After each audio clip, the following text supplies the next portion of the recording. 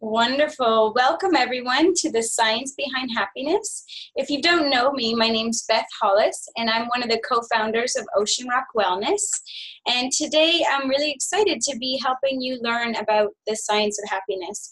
So I am a very happy person and I was interested in looking up to see what makes some people happier than others and what are some of the daily practices we can do to actually cultivate happiness in our own lives. Feel free to grab a pencil and a piece of paper because I'm going to give you some really great tips and tricks. So write down as you go and use the chat button. If you have any questions, I'll try to get to them. And especially at the end, we can have a bit of dialogue between us. So for now, I'm going to mute everyone and I will continue the science behind happiness. So there's many definitions of happiness, and it was actually a bit disappointing because the definition of happiness is the state of being happy. Well, we all kind of knew that. So let's dive a little bit deeper. We had some definitions say good fortune, a state of well-being, or also a pleasure or satisfying experience. In psychology, they say happiness is when you experience things like joy, interest, pride, and are having an infrequent amount of negative emotions such as fear, anxiety, or depression. One of my favorite definitions was happiness is the appreciation of life, moments of pleasure, but overall it has to do with the positive experience of emotions. So something really interesting is this man named Dan Gilbert. He did a TED Talks on the science of happiness. You have to watch it. It's actually really funny and educational at the same time. So he was telling everyone about the research. And imagine this, you've won the lottery or you became a quadriplegic. So they did a study with both of those populations. And guess what? 1 year later, both of them had the same amount of happiness. It's crazy, right? I would be personally way happier winning the lottery, and I think everyone should. So we have to learn about why that might be and why is there a difference. His research actually continued to show that after a major life trauma, in about 3 months after that trauma, a lot of people are back to their baseline of happiness. So sometimes things don't rock our world as much as we think they do. And a lot of this is because of our non-conscious cognitive process behind happiness. So to explain this to you, I need to dig a little bit deeper and talk about the human brain. So with humans, our brain is developed in new ways that have allowed us to have areas that are more developed than any other animal. And one of these areas is right behind the forehead, in the frontal lobe, a place called the prefrontal cortex. We have an experience simulator here. So I did a test. I asked my daughter, Avalon, if she wanted some broccoli ice cream. Just casual. Would you like some broccoli ice cream? She looked at me and with disgust said, no, that's disgusting. No, definitely would not eat that. And you see, I didn't have to actually make it, have her taste it, for her to experience what that would be like. So according to Gilbert, this helps explain some of the research behind happiness because he talks about two different types of happiness. We have natural happiness, and that is defined as getting what we want. And then we have synthetic happiness, and that's something we make up when we don't get what we want. And isn't that nice? We can make things up. So, but what he's saying is that in our brain, we actually have the power to create our own happiness. The hard part about this is that we live in a society now that we put more value on having natural happiness, so getting what we want all the time, than synthetic happiness. And this can be different in many cultures, but we definitely see that growing as we have access to so many things right at our fingertips right now.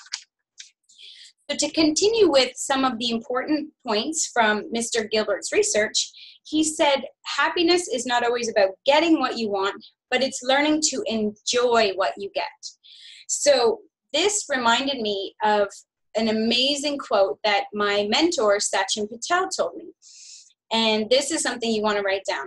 So the quickest way to become rich is to change the value of what you already have. Okay, so the quickest way to become rich, change the value of what you already have. I'm telling you, I was an instant millionaire. I'm set. Perfect. So this is a quote that I hope you guys share with your friends and family as well. Another point from Gilbert's research is natural happiness primarily relies on external factors. So that's what I was trying to explain. When we have a lot of things that we collect, so material possessions, that helps with natural happiness, but synthetic happiness is something we make up. So general happiness or overall happiness is actually made up of both, when you have a balance between natural happiness and synthetic. So we'll dive a little deeper into the brain to explain where this happiness can come from. And there's actually a few chemicals in the brain, and they are hormones. And the hormones help communicate through the nerve endings to help create changes in our mood, changes in our behavior, our sex drive, even the way that we store fat in our bodies. These hormones have so much to play a role. And as you guessed it, a big role in happiness. One of the first is serotonin. So serotonin is our happy hormone. You've probably all heard of serotonin. And it's actually amazing to learn that 90% of serotonin lives in our gut. So that shows that strong mind-gut connection, and it helps with digestive health. So a lack of this hormone is actually associated with levels of depression, anxiety, and also obsessive thoughts. So we all need to boost our serotonin, and we're going to do that by, one, thinking of some positive memories. So that helps with getting that experience generator in our brain going. Also, go out and get sunshine. So as our skin absorbs the sun and then produces vitamin D helps with the synthesis of serotonin.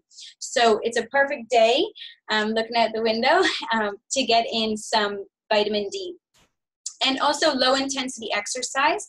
So that's going for a nice brisk walk to spice up your hormones. The next hormone we're going to focus on is dopamine, and that's our pleasure hormone. So it's pleasure hormone, but it's actually largely, could also be called a reward hormone, because dopamine it increases our drive to accomplish our goals, so we receive a reward. So that kind of explains what gives us the pride of accomplishing something. So to boost your dopamine, try to set small, manageable goals that you can achieve, because achieving them, even with them being small, can help boost your dopamine. So for example, trying to get a walk in a few times a week, or reaching your target for drinking enough water in the day. Those things can really help boost your dopamine by getting your goals done. And also exercise, just like serotonin, can help boost your dopamine. Also, there's some foods that can help. You can eat fish, chicken, eggs, and nuts, help promote that hormone. And this is a beautiful picture of myself and my family, and it reminds me of oxytocin, the love hormone. And this is because you get a big boost of oxytocin during childbirth, and also anytime you love, cuddle, or hug someone that's dear to you. It brings that sense of feeling connected, and a nice kind of feeling of trust, a feeling of love and trust. So people who don't get a lot of physical contact from others, they can actually boost it by going for a massage. So a nice long hour of prolonged physical contact can boost your oxytocin levels. Also, hugs and cuddles, and that includes your pets. So go get a pet. Our last hormone that we're going to touch base on about happiness is melatonin. So this can be thought of as our anti-aging hormone. Melatonin, many of you know this one because it helps with your circadian rhythm. It's like your clock. So as the sun goes down, your pineal gland actually releases melatonin, and it helps regulate those sleep cycles. The way that it gets interrupted is that if you have a lot of screen time, so exposure to blue light before your sleep, and something I just learned with researching this presentation is that wearing restrictive clothing can reduce your melatonin production for up to 60%. So, you know, go sleep naked, and you can tell whoever you're sleeping beside that I told you to, okay? Melatonin helps people sleep. It also boosts your mood, and it's the last hormone that we're focusing on today. So happiness, there's so many different definitions, right? But what's cool is let's hear what other people have to say about happiness. What are some of the words of wisdom from some of our ancestors, some of our friends or family? I had a good time interviewing my family to ask what happiness means to them. Here are some things. So the ancient Greeks, they say happiness is the joy that we feel when we're striving after our potential. Aristotle said happiness is a state of activity. And Michael J. Fox said, my happiness grows in direct proportion to my acceptance and inverse proportion to my expectations. And one of my favorites was from Eleanor Roosevelt. So she said, a feeling that you've been honest with yourself and those around you, a feeling that you've done your best, both in your personal life and in your work, and the ability to love others. Isn't that beautiful? Take a second to write a few words that happiness means to you. Like what comes up when you think of happiness?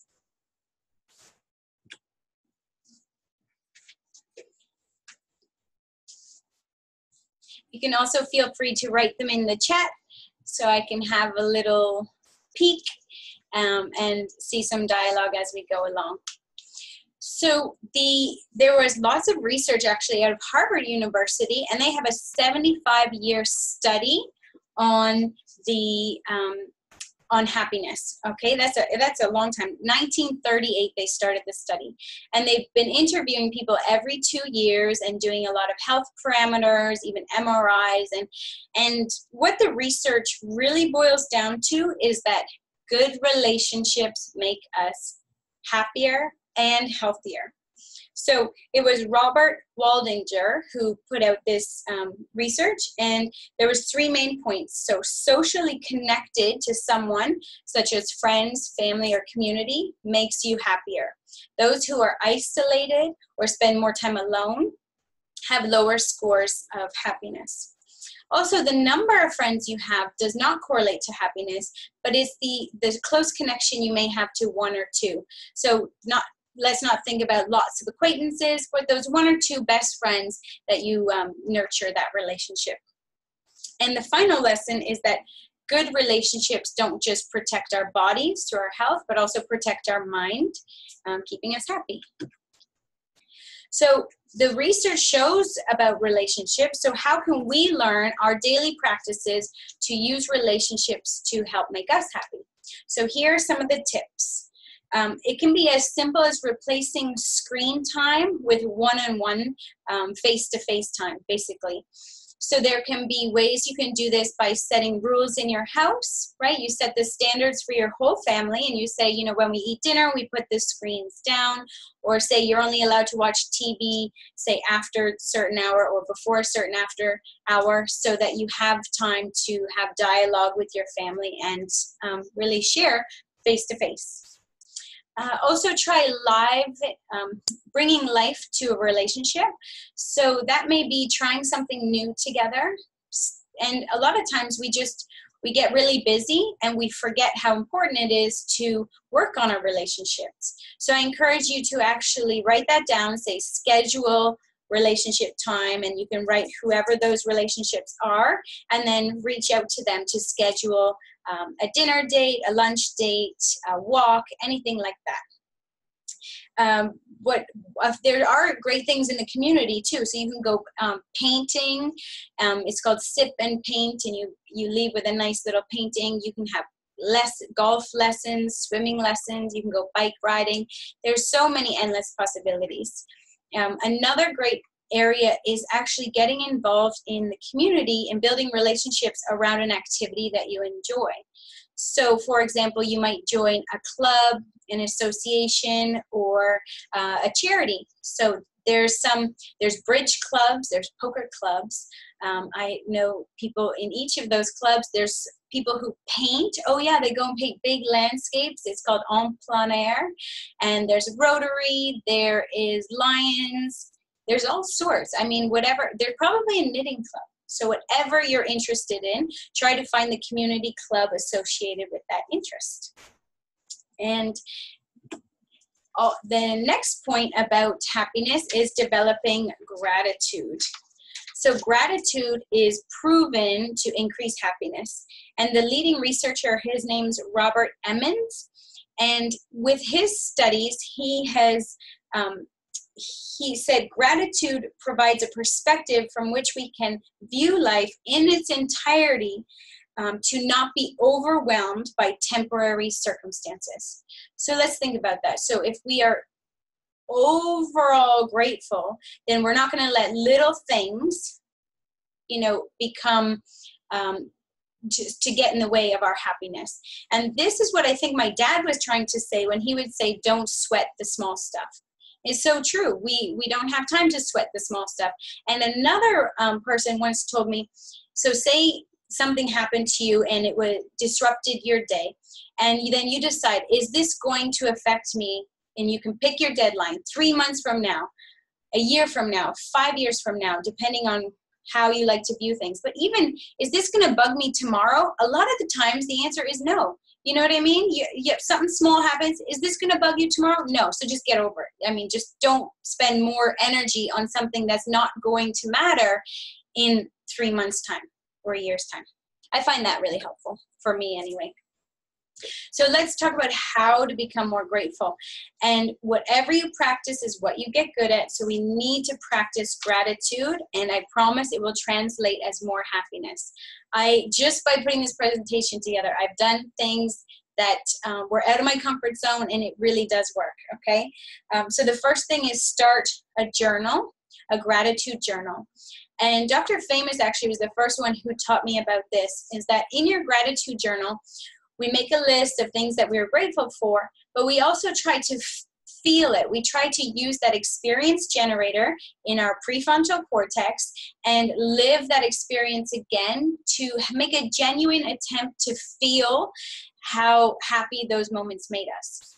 And then later on, you can go back and read your gratitude journal. And when you read it, again, the same experience generator doesn't care if right now you're experiencing that moment or you're just re-experiencing it, you still develop happiness, right? This is our synthetic happiness.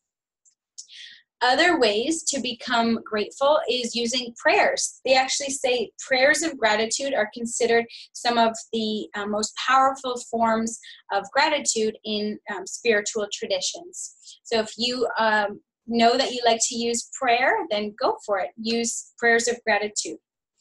Visual reminders, that's really big for me. I love visual reminders.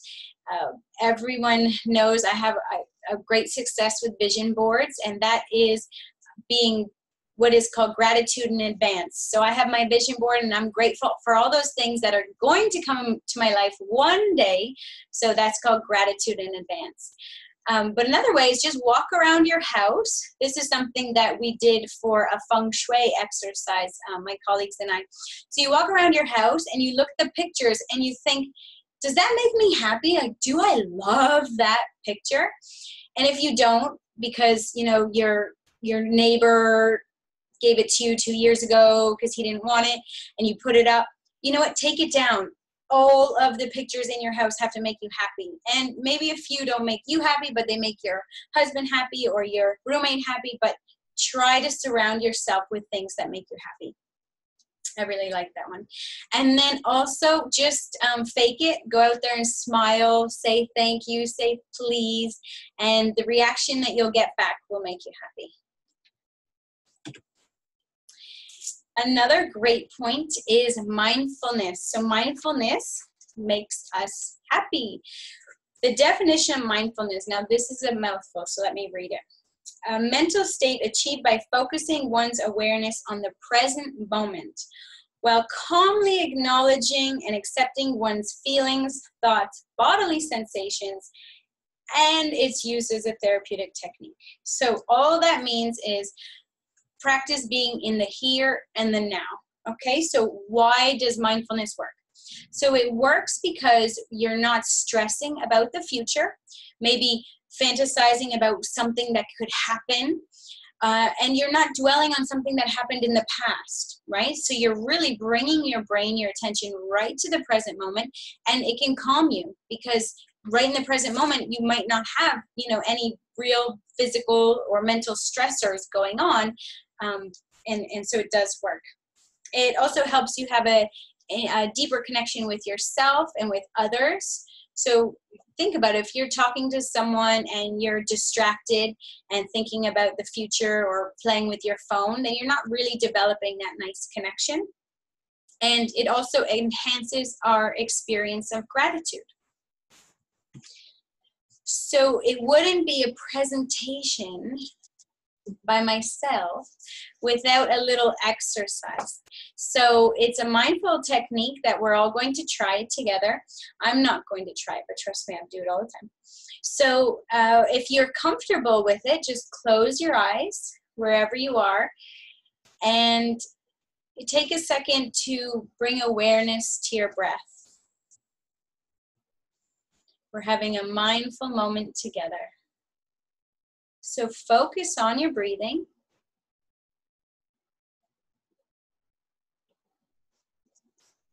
Feel your body expand to accept that breath. And start to make your breath a little bit longer.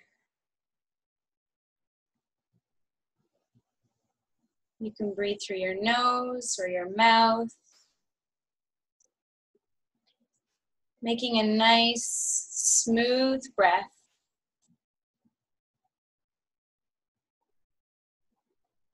And just noticing how your body feels.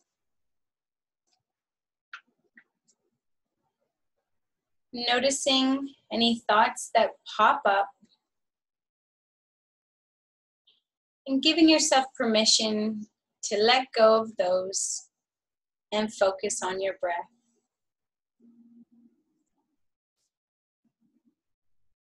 Send your breath all the way down to your belly. And feel your belly expand. And with each exhale, relaxing a little bit deeper.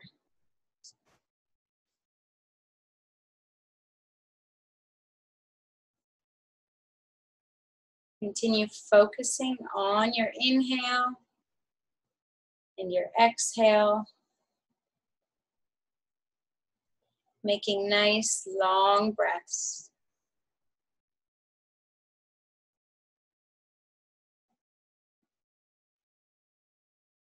And when you're ready, coming back into your space, opening your eyes,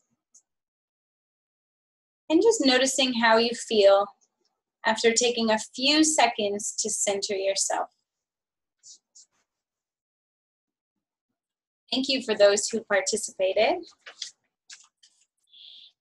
There's another neat way to expand your mindfulness practice, and we're not going to do this one together, but feel free to take notes and you can practice it on your own time. So what I like to tell people is to focus on their 5 senses.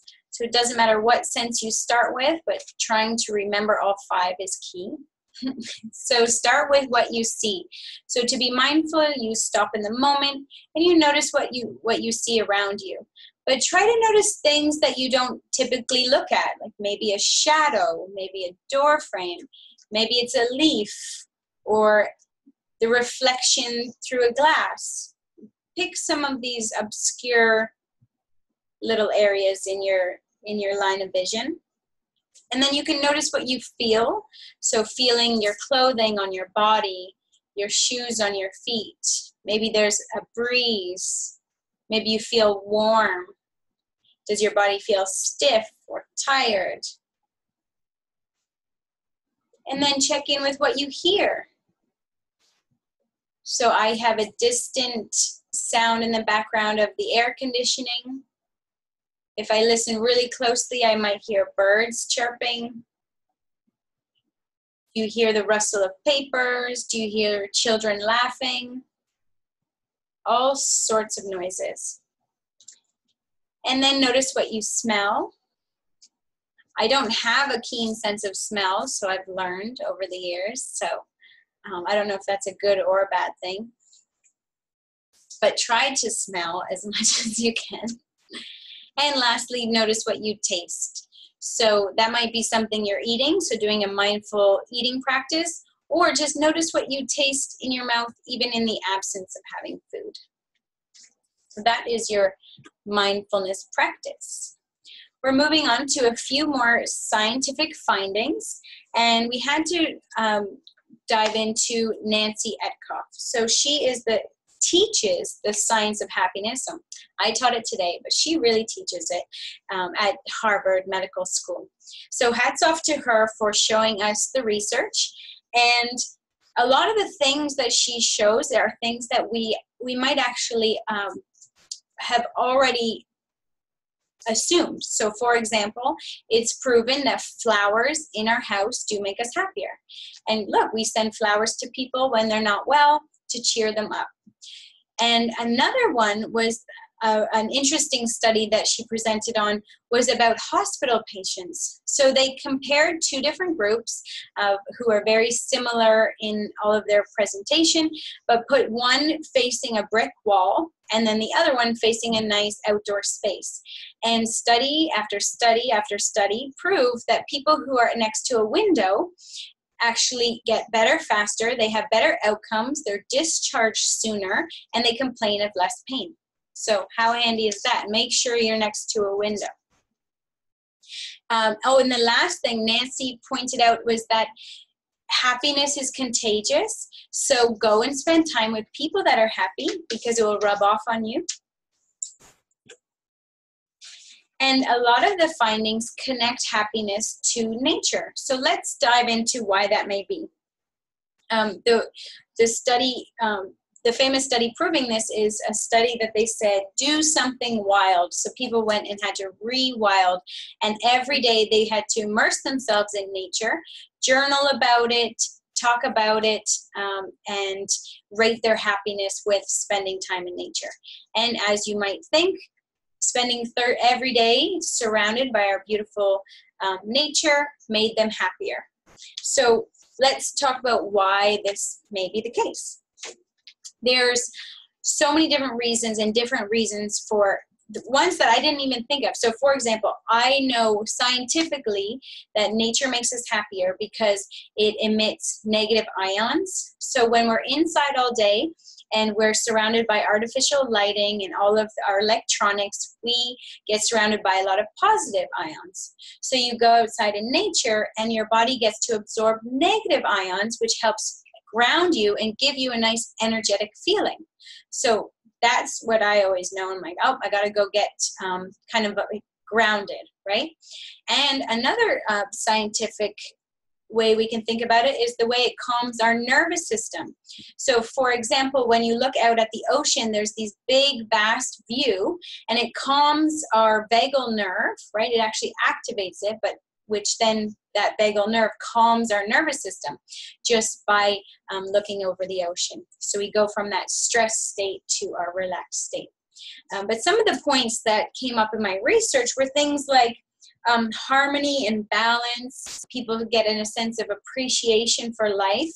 So also we sometimes go out in nature and we realize, wow, we're a part of this big ecosystem, and we realize just how bigger life is, if that makes sense, that things are at play much larger than us.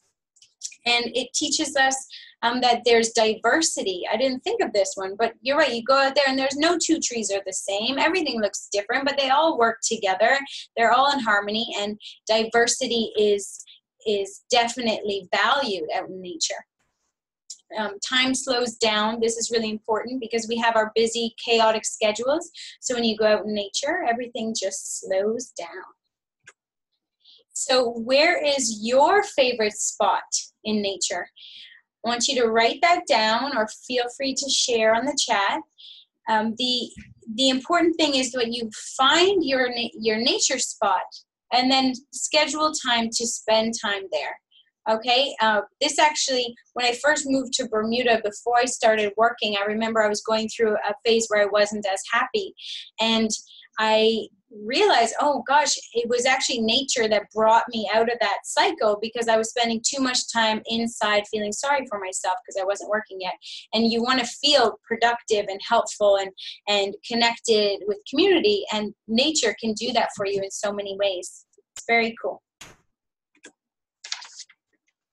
All right, so stick with me, everyone. There's only 5 slides left, okay? And the last 2 are quotes. So we're going to be done momentarily. The next point is about happiness comes from giving. So it's the truth. It's not just a cliche. So at the beginning, we talked about the lottery winner, right? And how come the lottery winner isn't as happy as we thought? They're in comparison to someone who became a quadriplegic. Well, this is also the case for people who are extremely rich. They're actually not as happy. And it was Dan Gilbert who explained this. So I'll backtrack and explain a bit. So the link between money and happiness. So money does make us happy. To about there. So that is $75,000 income in America. And then once you get there, your happiness plateaus. So it's not like the uber super, super rich are not happy, right? It's just the same as about 75,000. So you can decide what that might mean in Bermuda or in Canada, wherever you are. That seems to be the general connection between money and happiness. So it does make us happier, but then it plateaus. So although research says that possessing wealth and material goods doesn't correlate to happiness, giving them away does. So how cool is that? So study after study shows that the more you give, you donate, you're generous, that brings a lot of joy, care, and compassion and happiness to your life. There's just one more point I wanted to say about that. Oh yes, so if you and I won the lottery, right, because we know all this research, we would know now, I think, how to live happy for a really long time, right? Because they interviewed the lottery winners, right, and tried to figure out why they're not too happy. And what say, what are you going to do when you win with all this money? They say, oh, I'm going to quit my job. I'm going to rest. I'm going to put my feet up. And that's probably what they did. And that's probably why their happiness didn't soar. Because we know we have to be productive, connected, in good relationships. We have to be generous. We have to spend time in nature. And we have to spend money on experiences, not material possessions, right? So we have the recipe now. We could become millionaires. Let's talk about a few ways to give more. And this is giving without money, okay? So I'm sure you can think of some that you may already do. We can cook for our community. There's some churches in Bermuda that do this every week. You can donate blood.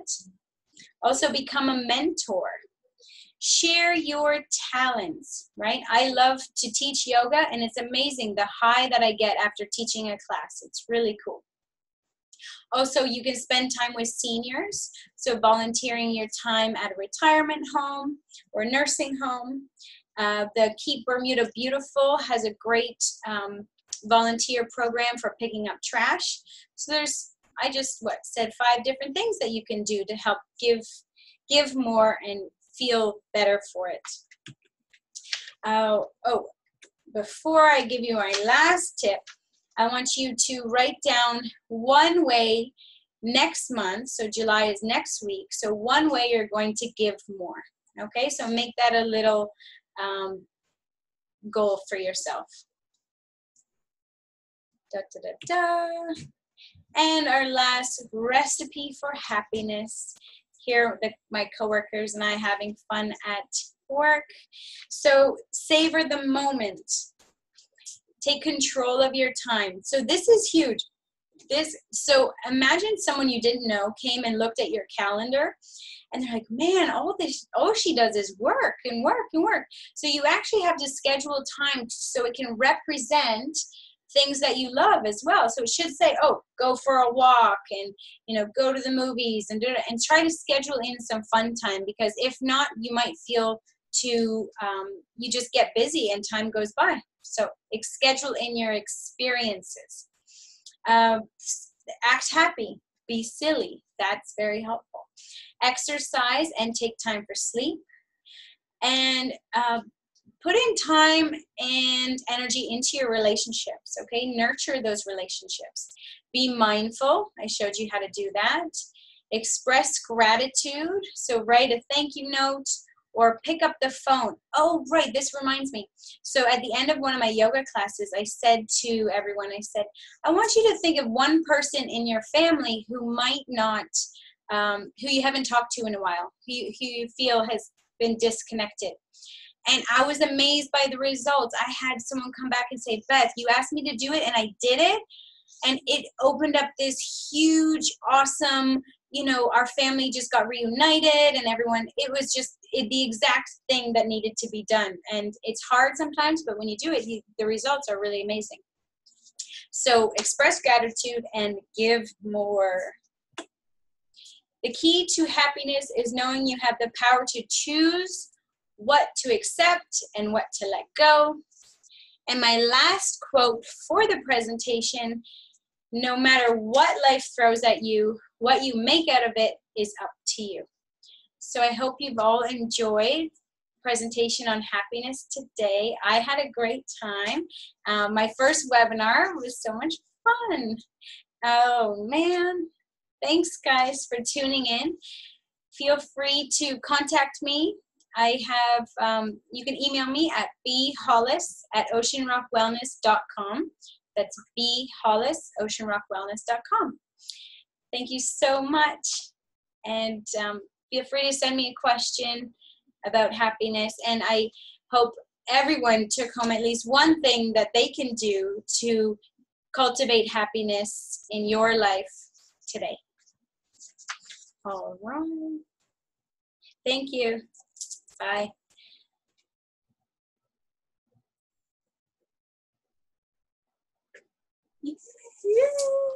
That was fun. I don't know how long it was. You stopped moving and the meeting? Stop. Yes. I stopped video, but nobody could chat. Oh, they're writing chat. I just stopped video. All right. Thank you, guys. I'm going to stop the video.